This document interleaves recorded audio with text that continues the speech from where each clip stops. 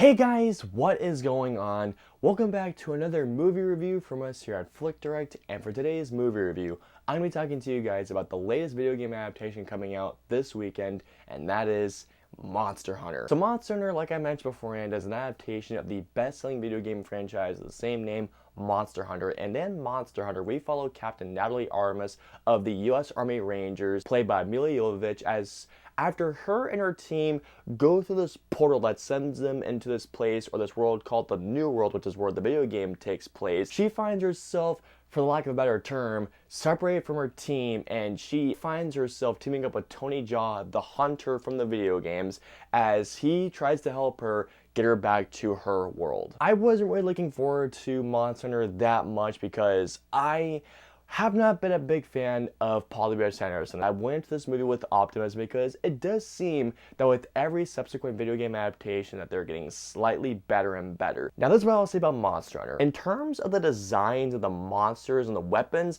I gotta say they did a really good job of actually getting the designs right. The monsters look great from the Diablos, and there's one particular big name which all the Monster Hunter fans out there will recognize. I feel like that when it came to the designs of the monsters, they did a really good job of actually getting the looks of those things right. And when it came to the weapons, I saw a lot of them that I recognized, especially, I believe, I can't remember what it's called, the sword, but it's essentially a sword that has teeth on the side of it, the twin blades. I gotta tell you guys straight up, I was not a fan of Monster Hunter. When it comes to the story of the Monster Hunter games, Monster Hunter doesn't really have much of a story minus Monster Hunter World. But when it comes to the story of this movie, the story couldn't have been any more generic and any more predictable than it was. We have heard this plot so many times beforehand, and this movie doesn't do anything much new with that. When it comes to the character development, there's really nothing here. And the biggest mistake of this movie is this. Okay, in the games, you play as a hunter and you can make your hunter either male or female. Your hunter character is amazing.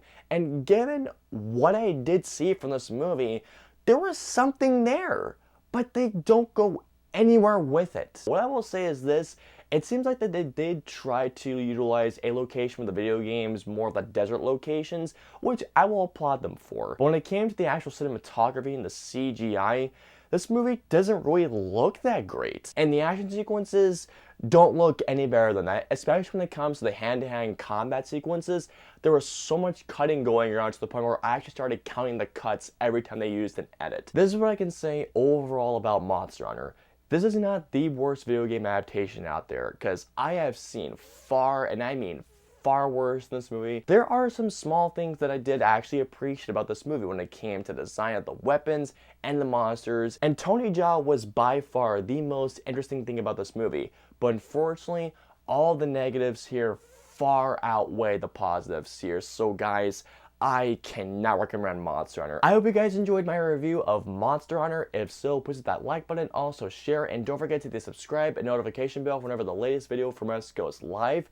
If you guys want to see any of our previous 2 reviews, please click on the right there or there. And of course, until our next review, we will see you guys next time. Have a great day, guys.